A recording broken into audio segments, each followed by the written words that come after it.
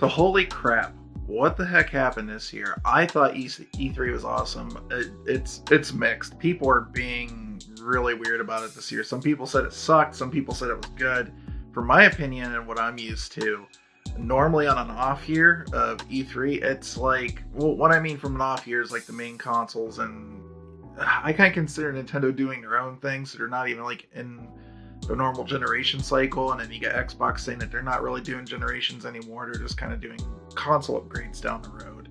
And then you got whatever PlayStation's doing. They're saying that they're doing full generation. So it depends on who you listen to. But you normally, when you have two mainstays of the industry going into a new console refresh or cycle or generation or whatever you want to call it, usually E3 that year before is kind of bad, and they don't usually have a whole lot to show until going into next year. And that's honestly what I kind of expected this year, because it just seemed like Sony wasn't there. Xbox talked about Scarlet, but didn't really say a whole lot of anything or showed really much of anything. Matter of fact, it just reiterated all the stuff that PlayStation said about using SSDs now in the console. So I thought this year was pretty good, actually, and I was really surprised what I saw. So I'm not going to go out there like a lot of the other channels and rehash through every single thing that I saw that I thought might look good or somebody might like or something like this. We're just going to talk about the games that I'm looking forward to, what I saw at the show. If it didn't get mentioned, sorry, I'm just probably not looking forward to it as much as you are. And there's some stuff that my ears kind of perked up when I heard like who was behind it and what was going on. Alright, you guys know I love my Switch. I love a lot of the games coming out with the Switch, and I just love the portability and the dock design to where I can play it on my TV. I've always loved that. That's always been a dream, and it's still freaking cool to be in the middle of the game and pick up the Switch and have it flip over to that smaller screen. I love that experience. So there's a lot of games on the Switch that I'm looking forward to. And I've gotten into JRPGs again because of the Switch. I played some stuff I was a very light RPG game player back in the day, but it was like, you know, like Chrono Trigger, Secret of Mana. I never really liked the Final Fantasy stuff that much, but I do like some stuff. And so far what I saw and I was really interested in is that they just like shadow dropped the day of the Nintendo Direct, Collection of Mana. I wanted to say Secret of Mana, but Collection of Mana, that's the Final Fantasy Mana game on Game Boy, Super Nintendo, and then we also got the third Mana game that never came out. It was only in Japan for the longest time. They finally translated it. But on top of that, they dropped the news that next year, a remastered version of that's coming to the Switch. I love the way this game looks. It's got such a clean, like, anime look to it. It's like the colors are vibrant. It really pops to me. I'm actually really excited to play this one. I'm looking forward to it. That one I'm definitely going to be picking up. And then the only Dragon Quest game technically I've ever really played is Dragon Warriors. I know a lot of people are like, oh, what are you doing?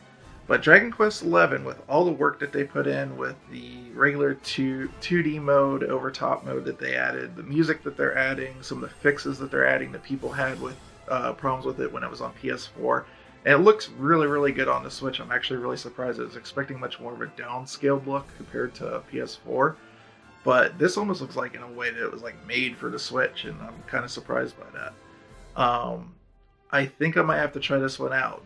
Dragon Quest XI S looks really good. I know they announced the hero and actually multiple heroes for Smash Brothers, so a lot of people are going nuts about that. But this looks like this could be a lot of fun. I know so many of my friends and stuff saying I need to play these games, so I'll probably give it a try.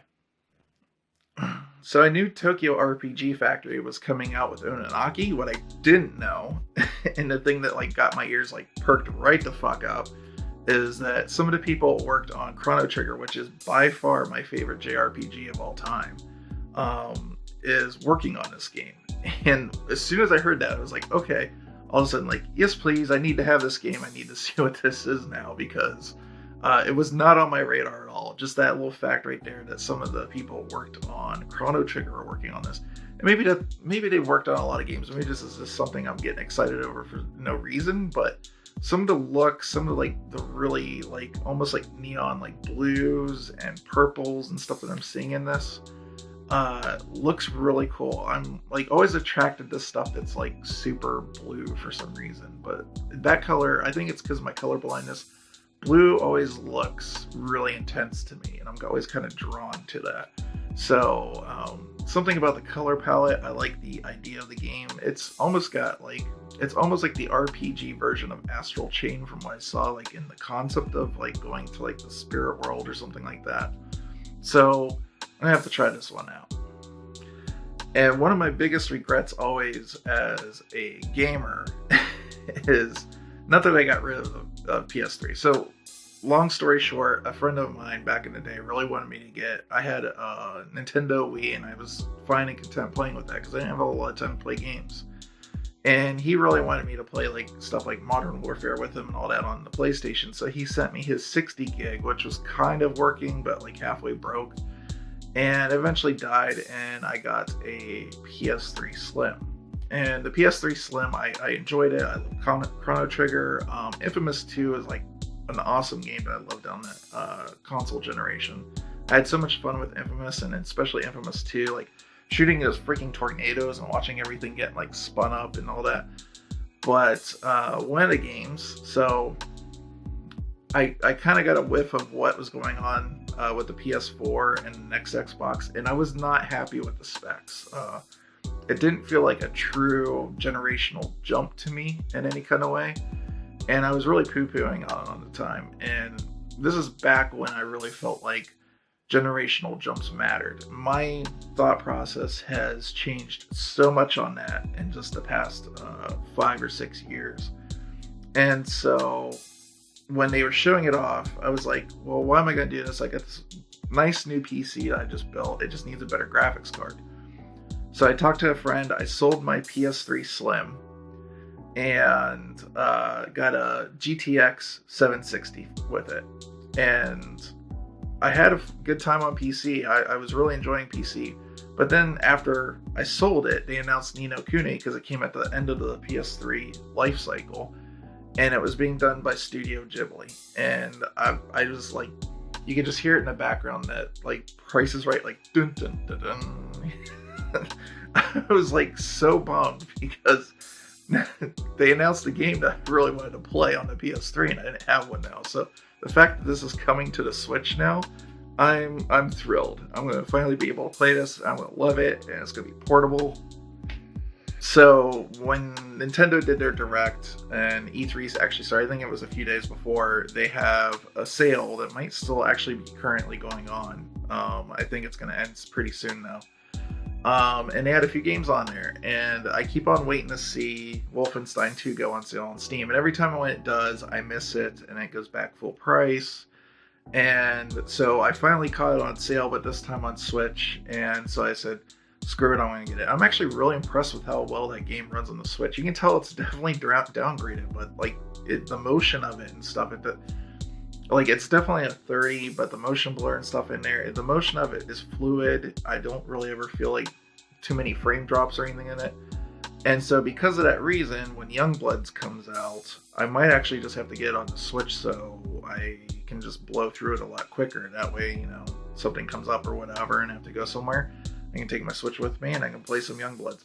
I'm actually not resenting getting it on this, getting Wolfenstein 2 on the Switch. It's a fine version. I just don't like that there's not a physical copy per se. There technically is, but anytime that a game is like halfway on the cart and you have to download the rest to play the game, I don't really count that as a physical copy, and I don't really collect those in my collection. So as soon as I play this and Youngbloods, I'll probably just be like, yoink, and delete it off the SD card to save space because I only got a 256.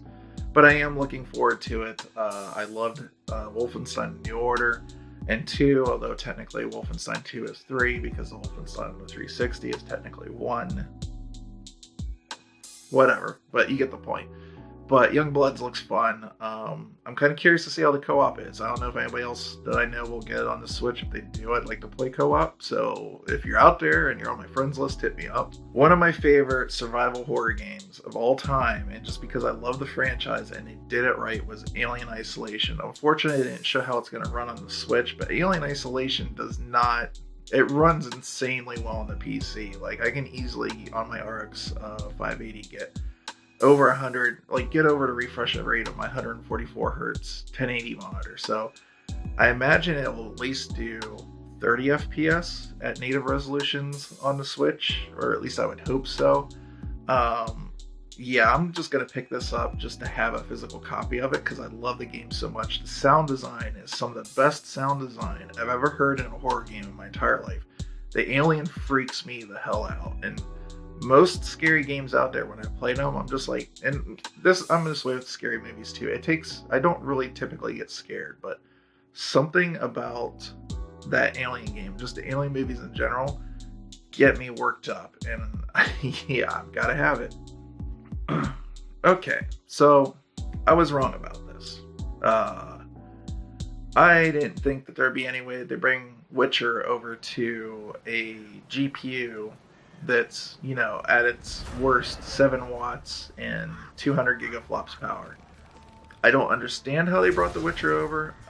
We don't know how it runs yet. I watched a Digital Foundry video, and apparently to get The Witcher 2 to work on 360, they actually had to go back in the engine and pare a lot of stuff back and redesign some things to get it to run right. I don't think this is well, it's a port, but how much of a port and how much of a redesign of the game? That's what I'm wondering. Some of the foliage is straight up pared back. I don't know. I'll put it like this. I'm excited to see how this is going to run on Switch. I'm definitely looking forward to the Digital Foundry video of Witcher 3 on Switch. If they actually get it to run smoothly, and keep in mind, they can't even do that on PS4's base hardware. If they get it to somehow run smoothly and keep it portable, and it looks okay, like it has like a good temporal filter or something like that, like Wolfenstein has, where it'll look blurry, but it'll look good enough, I might actually pick this up. I'm interested. As far as I know, besides Dragon Quest Heroes 1 and 2 in Japan, this is the first 32 gigabyte card and the first one in the US of a game. So maybe those prices are finally coming down. Maybe this port's been done for a while and they've just been waiting for the cards to come down in price or something. But I'm interested. And I definitely knew this port would be possible. I didn't think it would be possible and be playable in a good way. Okay, not everything I'm looking forward to is a Switch game, but most of it is.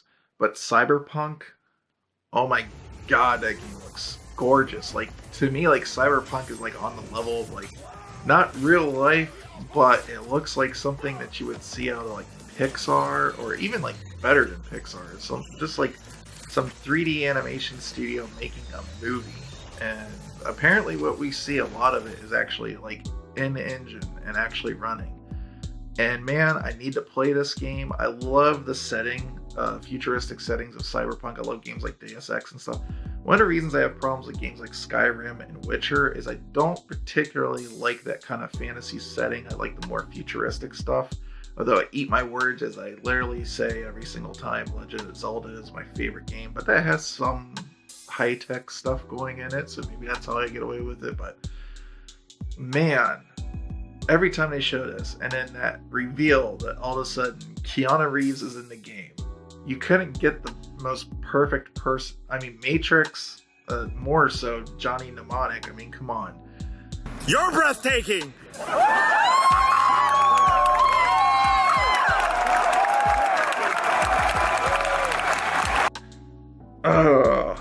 And it's just like that whole thing, you're breathtaking bit that happened there and everything. They really nail it every year. CD Projekt Red with their games and what they're showing off. And I want to play this so bad. And I'm like looking at my computer, I'm like, I got away without upgrading you for 2 years. Do I have to do it to play this stupid game? And probably to the level I want to play it, yeah, I'm probably going to have to upgrade my GPU finally. Man, I'm so looking forward to this. This came really close to like my biggest game, the biggest reveal that they showed there at E3, but it just wasn't quite there. But man, on my PC, that's definitely the number one thing I have to play, and I think a lot of people agree on that. It looks so good. It looks so much fun. Okay, one of the ones that nobody was looking at and I was really excited for was Arcade 1-Up. I like what Arcade 1-Up's doing, making affordable arcade machines. They're like IKEA flat packed, but I don't know where I would put it. I have like no room in this house for arcade machines. And they keep on coming out with new releases for stuff like Marvel vs. Capcom, or X-Men Children of the Atom was like another big one, and they have an arcade unit for that stuff. And then on top of that, they have Teenage Mutant Ninja Turtles, the arcade, coming out. That game was a big part of my life because of a couple of reasons. First of all, I was a huge Turtles fan as a kid. Number two, my 10th birthday took place in an arcade, and all the kids in my class played Ninja Turtles. I played a little bit, but I was like, ooh, all the arcade games are on free play. I need to go around. But I have good memories of everybody going there having a good time playing Ninja Turtles because it was literally brand new at the time my 10th birthday came out. Yeah, I'm kind of dating myself. And all them beating that. So it's like when I look at that, I'm like, oh, you're pretty. I need to have you. And then a day later, they had an arcade machine there with like a veil over it. And a day later, they end up unwrapping it and showing that it's freaking Star Wars, like the original vector graphics Star Wars, with also Empire Strikes Back and Return of the Jedi on the same cabinet. And it looks beautiful, and it's got a light up marquee and all this. And I'm like, what are you guys doing? I don't have any room for this stuff. I can't do this. No, stop, please. No, I honestly keep doing what you're doing. It's awesome. I'm glad people out there are able to make a little mini arcade in their home for this. I wish I could, but maybe one day I'll have the garage cleared out to the point that I could do something like that. I never really grew up with Pokemon. It came out when I was in high school, and I never really got into Pocket Monsters that much. Pokemon, whatever you want to call it. And I don't know. I guess I was just like, as a young kid, I'm like, I'm not going to play that stupid game. It looks like it's for kids. I'll play whatever mature things out at the time. I've shed that problem since I've gotten older because a lot of stuff that looks mature is not always necessarily the most fun thing to me. And I don't care what people think anymore. So when Let's Go came out, I was like, well, first of all, I tried Go. And Go's a cool concept, but I don't think it's necessarily for me. But then when Let's Go came out, it's just basically a remake of Yellow. I had a lot of fun playing that, and I got the little Pokeball and everything. So to hear that Pokemon Sword and Shield's gonna allow you to use that, and a lot of people that are mainstay Pokemon fans are freaking out because this looks like, it's open world. And I'm really looking forward to it. For a minute there, like looking at some of the video and stuff of this, I almost thought they just took the Legend of Zelda Breath of the Wild engine and ported it over to Pokemon to play this because it looks so similar in some ways. So I'm probably going to end up picking this up and messing around with it. I'm not the biggest Pokemon fan still. I mean, I get it. After playing, I definitely get it. But I don't have that same nostalgia and stuff, so I don't know if I'll stick with it in the same kind of way, but Yellow was fun. I really liked Yellow, and this looks like it's even better than that, so yeah, sure, let's go for it. Alright, and then what I came away with the most that I absolutely loved seeing from the here, and I'm like, yeah, I need to have all these, is coming out relatively soon on the 20th. I love a lot of Devolver Digital's games. The last one I think I picked up Gato Roboto, and that's pretty cool. You should try that out. And now that I think of it, Katana Zero, and that's also really cool, and that's also a Devolver Digital joint. But one of the indie developers that they have is making a game called My Friend Pedro. And in this game, it's just as crazy as something like Katana Zero or whatnot, but it's sort of like Max Payne 2D, if that makes any sense. And I guess your friend Pedro is a sentient banana that you talk to. I don't get it. I don't care. The game looks awesome. It's like the action in it is like I said, like 2D Max Payne, like turned up to 11, like with like Matrix style stuff going on.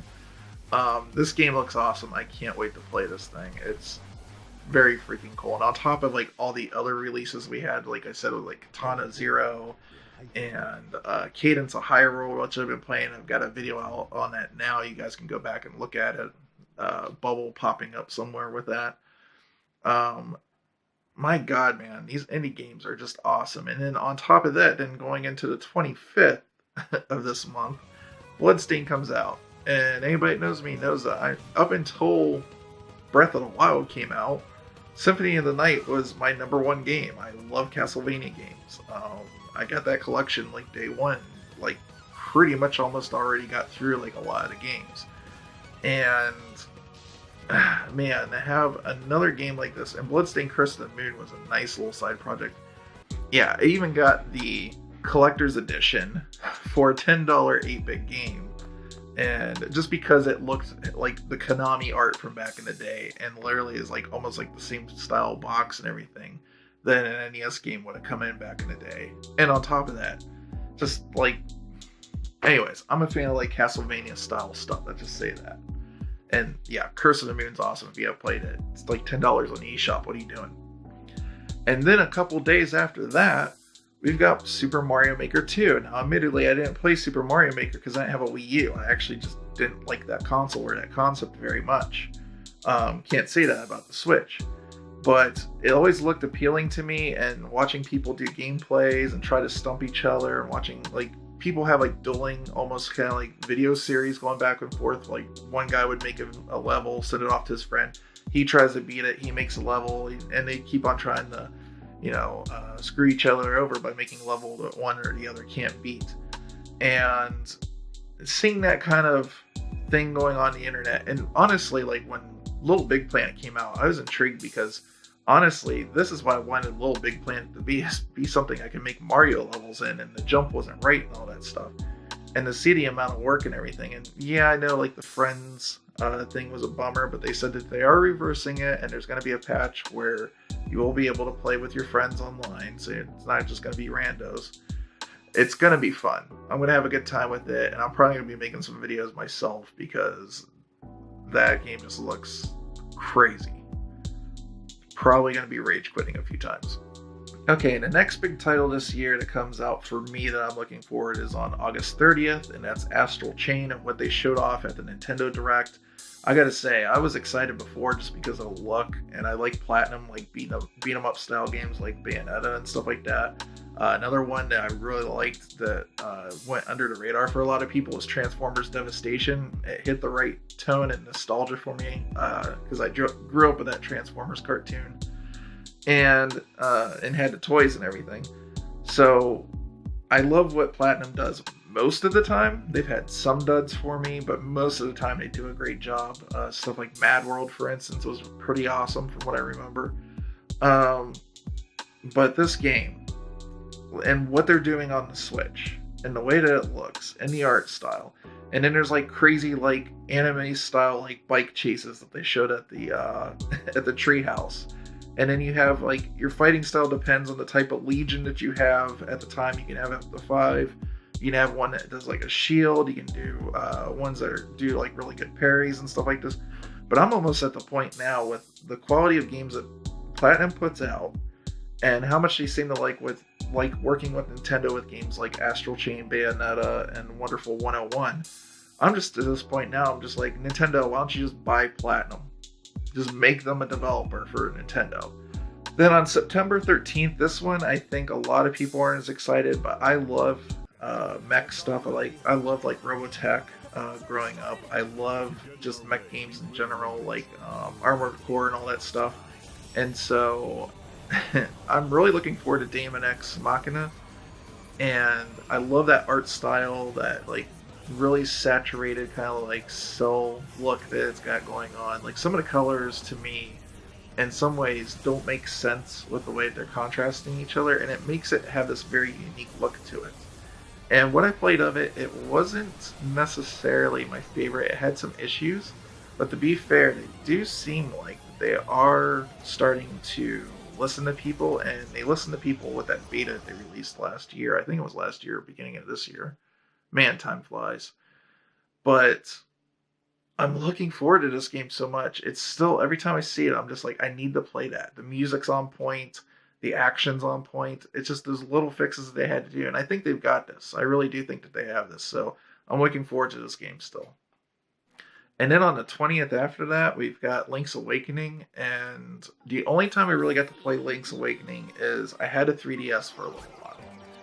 And unfortunately, and I know a lot of people didn't have this experience, but for some reason my 3DS was a lemon. And I had to send it into Nintendo 3 separate times to get it fixed. It was always just like something would go wrong with it, and I'd have to send it in. Like the 3D screen would go crazy and wouldn't work right. One other time I just sent it in because there was dust trapped under the screen when they repaired it the first time. And then another time the hinge broke on its own without any force or blunt trauma or anything on my end. So after the third time, I was fed up with the 3DS and its build quality. I don't know why I got such a dud. I know a lot of people love that console, and I've actually thought about getting it again just to go back in the library. But I ended up going to GameStop and I got rid of it and some of the games and stuff like that. I did have Link's Awakening on the Virtual Console, but I didn't finish it by the time I got rid of it. So this will be my first real time going all the way through Link's Awakening, and people love this game so much, and it looks so freaking cute with like the little like diorama look that it's got going on with the depth of field and everything. And then we got Luigi's Mansion 3, which I played the first one, didn't ever play the second one because of the 3DS thing, but this was like on my radar, wasn't necessarily like something that I felt like I needed to get like right away.